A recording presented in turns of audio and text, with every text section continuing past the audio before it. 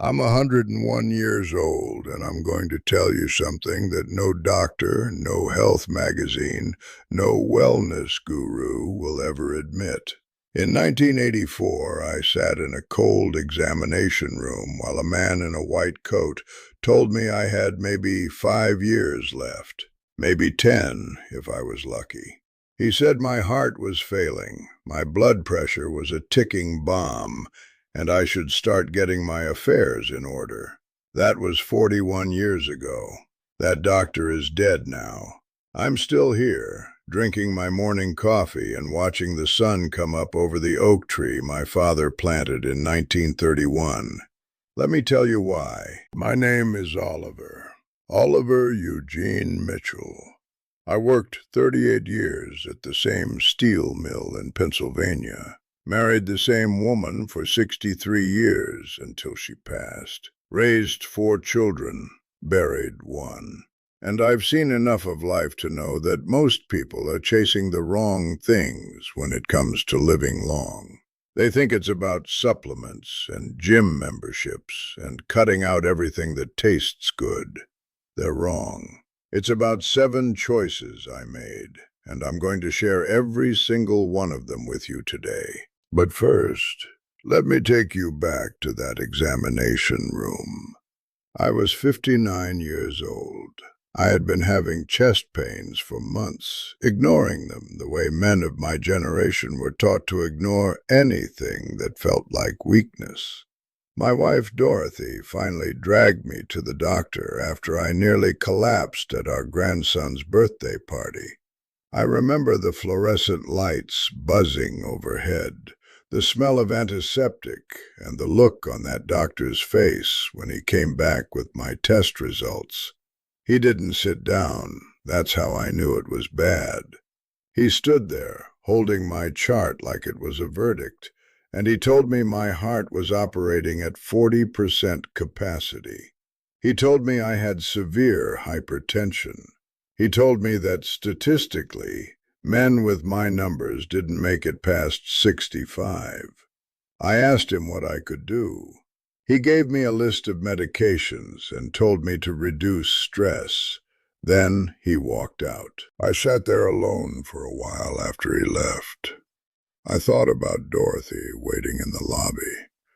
I thought about my children, my grandchildren, the things I still wanted to see. And something in me shifted. Something hardened into a decision. I walked out of that office and I said to myself, that man just gave me a death sentence. I'm not going to accept it. The first choice I made was to stop living in a hurry. You see, I had spent my entire life rushing to work, rushing through meals, rushing through conversations with my wife so I could get back to whatever I thought was more important. After that diagnosis, I started doing something radical. I started sitting still.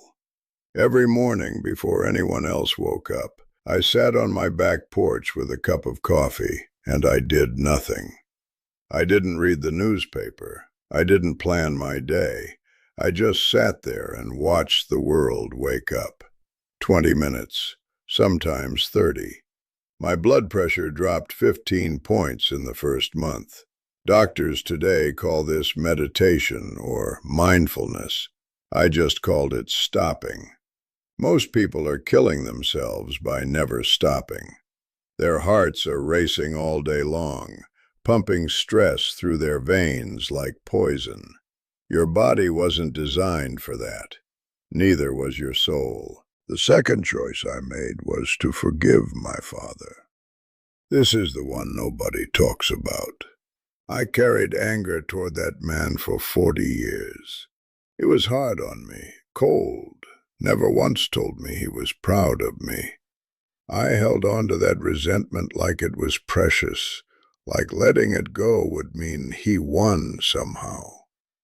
After my diagnosis, I realized that anger was sitting in my chest like a stone, and it was crushing my heart from the inside. So I drove to his grave. I stood there in the rain, and I said the words out loud. I forgive you. I don't know if he heard me. I don't know if it matters. But I felt something release in my chest that day, something that had been tight for decades. Unforgiveness is slow poison. I've watched it kill more people than cigarettes. The third choice I made was to eat like my grandmother. Not my mother, because by her time, processed food had already crept into everything. My grandmother. She cooked with lard and butter and salt, and she lived to 94. You know what she didn't eat? Anything that came in a box with an ingredient list she couldn't pronounce. I stopped eating anything my grandmother wouldn't recognize as food. I stopped eating in my car. I stopped eating standing up. I sat at a table. I chewed slowly. I tasted what I was eating. Food became a ritual again instead of just fuel. The human body knows how to heal itself if you stop poisoning it. The fourth choice was to keep moving, but not the way you think. I never joined a gym. I never ran a marathon. I walked. Every single day I walked. Sometimes just around the block, sometimes for miles. When Dorothy was alive, we walked together after dinner every night, holding hands like we were still teenagers. After she passed, I kept walking, but now I talk to her while I do it. Sounds crazy, but I don't care. The point is, I never stopped moving. The body that stops moving starts dying. I've seen it happen to so many of my friends. They retire and they sit down, and 2 years later they're gone. The chair is where old people go to die. Stay out of the chair. The fifth choice, and listen to me carefully here, was to stay useful. This is the one that saved my life more than any other. After I retired, I started volunteering at the local elementary school. I helped kids learn to read.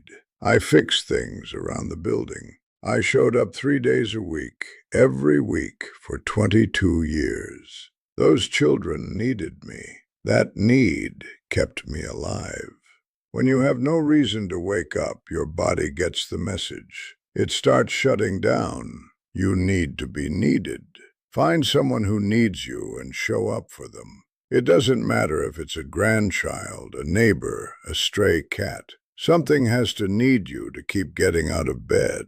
The sixth choice was to let go of the news. I stopped watching it in 1991, and I never went back. I realized it was doing nothing but filling me with fear and anger about things I couldn't control. Every night I was going to bed with my heart racing about wars I couldn't stop and politicians I couldn't change. So I stopped. I read books instead. I learned to play chess at 73. I started growing tomatoes. I filled the space that used to belong to anxiety with things that actually made me happy. You'd be amazed how much better you feel when you stop letting strangers scream at you through a screen every day. The seventh choice, and this is the hardest one, was to stop being afraid of dying. Fear of death is itself a kind of death. I've watched people spend their entire lives so afraid of losing what they have that they never actually enjoy having it. After that doctor gave me my sentence, I went through a period of terror. I couldn't sleep. I kept imagining the funeral, the flowers, Dorothy alone. And then one night, I just stopped. I accepted it. I said to myself, everyone dies. Everyone. The only question is whether you spend your remaining time living or dying before you're dead. From that moment on, I lived.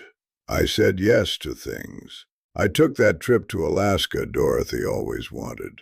I told my children I loved them even when it felt awkward.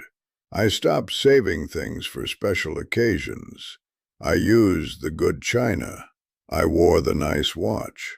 Every day became the special occasion. That diagnosis in 1984 was the best thing that ever happened to me.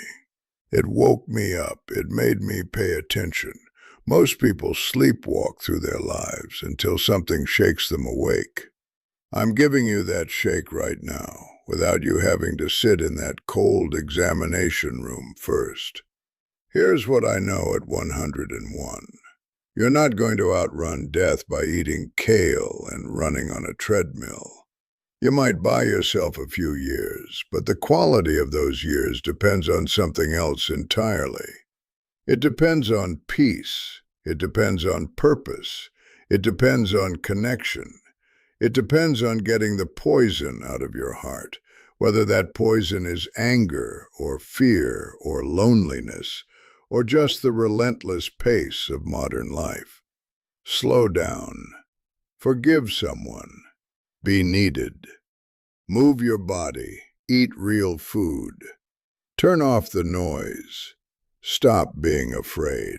I've outlived that doctor by 17 years now.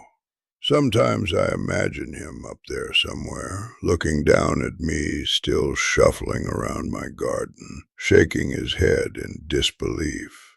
I outlived him because I refused to let his words become my truth. And you can refuse too. Tell me your story in the comments. Tell me what's weighing on your heart, what diagnosis or fear or burden you're carrying. I read every single one. At my age, these stories are my companions. They remind me that I'm not alone, and neither are you. If anything I said today meant something to you, subscribe to this channel. Do it for the person you'll be in 20 years, so they can look back and say, this was the moment I started paying attention. And if you know someone who needs to hear this, someone who's scared or sick or just lost, share this with them. Don't wait. The people we love don't stay forever. I'm 101 years old. The doctor said I wouldn't make it. I'm still here. And I'm telling you, you can be too. Not by fighting death, but by finally starting to live.